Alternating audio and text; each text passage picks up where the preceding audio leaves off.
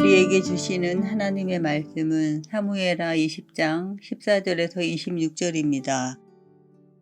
세바가 이스라엘 모든 지파 가운데 두루 다녀서 아벨과 벳마아가와 베림 온 땅에 이르니 그 무리도 다 모여 그를 따르더라.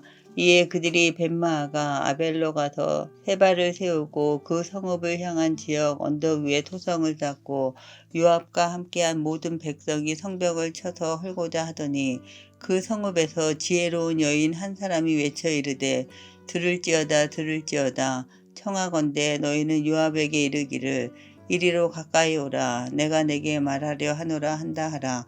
요압이 그 여인에게 가까이 가니 여인이 이르되 당신이 요압이니이까 하니 대답하되 그러하다 하니라. 여인이 그에게 이르되 여종의 말을 들으소서 하니 대답하되 내가 들으리라 하니라. 여인이 말하여 이르되 옛 사람들이 흔히 말하기를 아벨에게 가서 물을 것이라 하고 그 일을 끝내었나이다. 나는 이스라엘의 화평하고 충성된 자 중 하나이거늘 당신이 이스라엘 가운데 어머니 같은 성을 멸하고자 하시는도다. 어찌하여 당신이 여호와의 기업을 삼키고자 하시나이까 하니 요압이 대답하여 이르되 결단코 그렇지 아니하다. 결단코 그렇지 아니하다. 삼키거나 멸하거나 하려 함이 아니니 그 일이 그러한 것이 아니니라. 에브라임 산지 사람 비그리의 아들 그의 이름을 세바라 하는 자가 손을 들어 왕 다윗을 대적하였나니 너희가 그만 내주면 내가 이 성벽에서 떠나가리라 하니라. 여인이 요압에게 이르되 그의 머리를 성벽에서 당신에게 내어 던지리이다 하고 이에 여인이 그의 지혜를 가지고 모든 백성에게 나아가매 그들이 비그리의 아들 세바의 머리를 베어 요압에게 던진지라. 이에 요압이 나팔을 불어 무리가 흩어져 성읍에서 물러나 각기 장막으로 돌아가고 요압은 예루살렘으로 돌아와 왕에게 나아가니라. 요압은 이스라엘 온 군대의 지휘관이 되고 여호야다의 아들 분하야는 그렛 사람과 블렛 사람의 지휘관이 되고 아도람은 감역관이 되고 아일룻의 아들 여호사밧은 사관이 되고 스와는 서기관이 되고 사독과 아비아달은 제사장이 되고 야일 사람 이라는 다윗의 대신이 되니라. 아멘. 사랑하는 서문가족 여러분, 오늘도 주님과 동행하는 기쁨의 한날이 되기를 바랍니다. 세바가 반란을 일으켜 자신을 따르는 이스라엘 백성들을 데리고 아벨이라는 성으로 들어갔습니다. 아벨 성을 근거로 세력을 키우고 다윗의 군대를 대항할 힘을 기르기 위해서입니다. 요압이 그 첩보를 입수하고 즉시 아벨 성으로 쳐들어가서 그 성을 에워쌌습니다. 세바가 세력을 더 키우기 전에 쳐부수기 위해 요압은 즉시 토성을 쌓고 성을 공격할 준비를 합니다. 반란군과 진압군 사이에 생사를 건 혈전이 벌어지려고 합니다. 전투가 벌어지면 성 안에 있는 아벨 사람들은 다 죽은 목숨입니다. 그 위기의 순간에 아벨 사람들을 구한 것은 이름 없는 한 여인이었습니다. 여인이 성 위에 서서 저 아래에 있는 토벌군의 대장 요압을 찾습니다. 어디서 그런 용기가 나는지 하나님이 주신 용기지요. 요압을 향해서 이 성을 파멸시키면 안 되는 이유를 조목조목 나열합니다. 18절에 여인이 말하여 이르되 옛 사람들이 흔히 말하기를 아벨에게 가서 물을 것이라 하고 그 일을 끝내었나이다. 옛날부터 아벨 성에는 지혜로운 사람이 많이 산다는 말입니다. 다른 성읍 사람들이 분쟁이 생기면 늘 아벨 성을 찾아와서 조언을 구했고 그럴 때마다 아벨 성읍의 지혜자들이 답을 주었다는 것입니다. 19절에는 나는 이스라엘의 화평하고 충성된 자 중 하나이거늘 이라고 했습니다. 아벨 사람들은 다 평화를 사랑하는 사람들이라는 말입니다.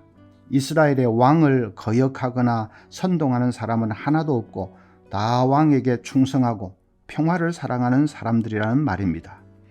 또 이렇게 말합니다. 19절에 당신이 이스라엘 가운데 어머니 같은 성을 멸하고자 하시는도다. 어찌하여 당신이 여호와의 기업을 삼키고자 하시나이까. 이스라엘이 평화의 나라라면 아벨은 그 평화의 중심지요 모체가 되는 어머니 같은 성이라는 말입니다. 아벨 성은 어머니 같은 성으로 하나님이 이스라엘에게 기업으로 주신 귀한 성이라는 말입니다. 그런데 요압 당신이 어찌 이 성을 파괴하려고 하느냐? 옛날부터 지혜자들이 사는 유서 깊은 성이고 평화를 사랑하는 이스라엘의 어머니 같은 성인데 어째서 요압 당신이 이 성을 파괴해서 하나님 앞에서 또 온 이스라엘 앞에서 천추에 씻지 못할 죄를 지으려고 하느냐 하는 말이죠. 조목조목 얼마나 지혜로운 말입니까? 요압이 그 말에 꼼짝을 못합니다. 황급하게 아니다, 성을 파괴하려는 것이 아니다. 반역자 세라만 우리에게 넘겨주면 우리는 깨끗하게 떠날 것이다 라고 합니다. 그러자 여인이 이번에는 성중 사람들에게로 얼굴을 돌려 그들을 설득합니다. 22절에 이에 여인이 그의 지혜를 가지고 모든 백성에게 나아가매 그들이 비그리의 아들 세바의 머리를 베어 요압에게 던진지라. 여인이 성중 사람들을 어떻게 설득했는지는 나와 있지 않지만 또 조목조목 지혜롭게 설득했겠지요. 성중 사람들이 다 동의하고는 바로 반역자 세라의 목을 베어 요압에게 던졌습니다. 그것으로 모든 상황이 종결되었습니다. 성은 구출되었고 다시금 평화가 찾아왔습니다. 아벨성 많은 백성의 생명을 구한 것은 그 성의 장로들도 아니고 방백들도 아닙니다. 남자도 아니고 장정도 아닙니다. 한 무명의 여인입니다. 그래서 오늘 말씀은 우리에게 특별한 영감을 줍니다. 하나님은 이름 없는 한 평범한 여인을 통해서도 얼마든지 놀라운 일을 이루십니다. 사도행전 9장에 보면 비슷한 사건이 나옵니다. 사도 바울이 다메섹에서 전도하다가 위기를 만났습니다. 다메섹의 유대인들이 바울을 죽이려고 밤낮으로 성문을 지키고 섰습니다. 바울을 잡으려고 이잡듯이 성안을 뒤집니다. 바울의 생명이 풍전등화처럼 위기를 맞았습니다. 그런데 그 위기 상황에서 바울을 구한 것은 그의 제자들입니다. 제자들이 바울을 광주리에 담아 성벽 위에서 달아내려서 그를 탈출시킨 것입니다.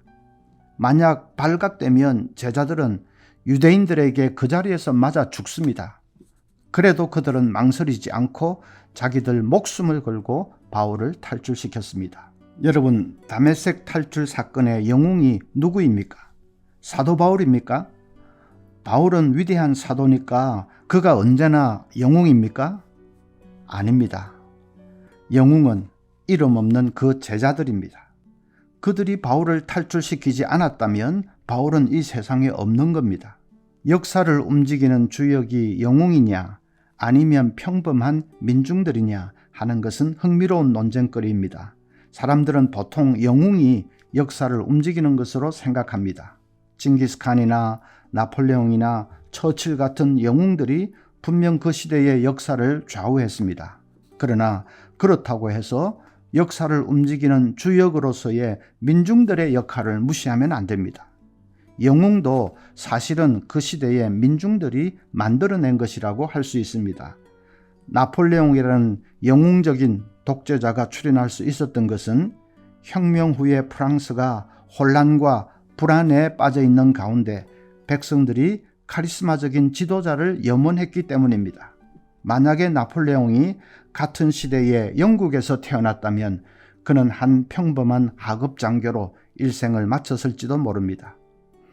하나님 나라의 일에 있어서도 마찬가지입니다. 이 땅에 하나님 나라를 확장해 가는 데 있어 주도적인 역할을 감당하는 것은 위대한 신앙의 영웅들입니까? 아니면 이름 없는 무명의 평신도들입니까? 양쪽이 다 필요하기 때문에 양자택일적인 질문을 할 필요는 없겠지요.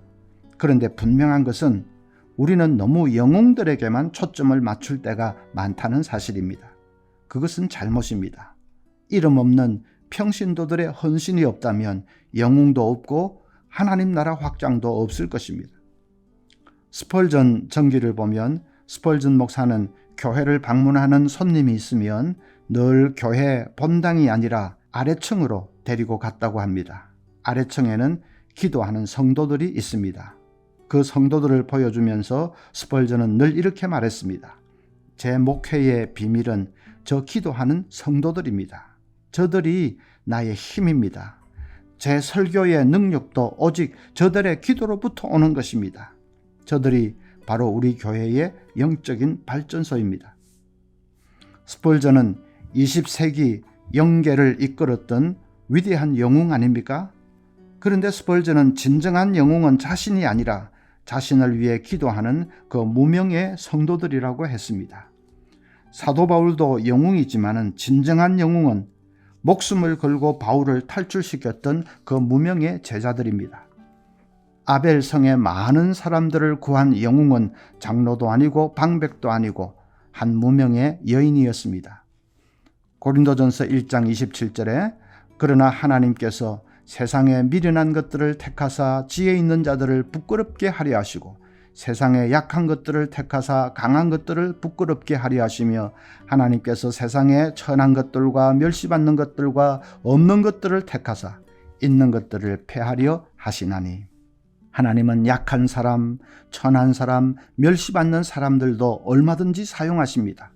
이름 없는 평범한 사람도 얼마든지 사용하십니다.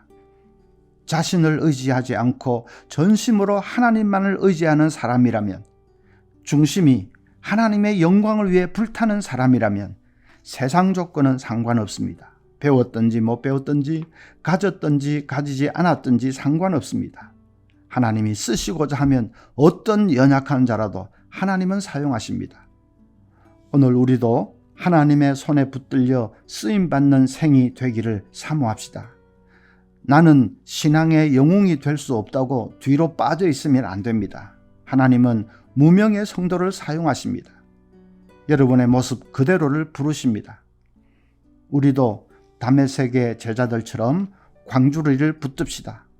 생명줄을 붙듭시다. 우리의 광주리 속에 한국을 구할 인물이 담겨 있을지 모릅니다. 복음으로 세계를 변화시킬 인물이 담겨 있을지 모릅니다. 열심히 기도로 전도로 봉사로 광주리를 붙듭시다. 아벨 성의 여인이 백성들 앞에서 담대히 외쳤듯이 우리도 복음 들고 담대하게 나아갑시다. 하나님의 사랑을 안고 담대하게 세상으로 나아가서 섬기고 봉사하십시다. 하나님이 생명을 구원하는 일에 우리를 들어 쓰실 것입니다. 오늘 기도할 때에 약한 자, 천한 자를 들어 강하게 하시고 쓰시는 하나님, 우리를 복음을 위해 사용해 주소서. 그렇게 기도합시다. 또 한 가지는 가을 음악회에 왔던 VIP들 마음에 성령님 역사하셔서 교회를 향해서 나오는 생명들이 많게 하소서. 그렇게 기도하고 자유롭게 기도하겠습니다.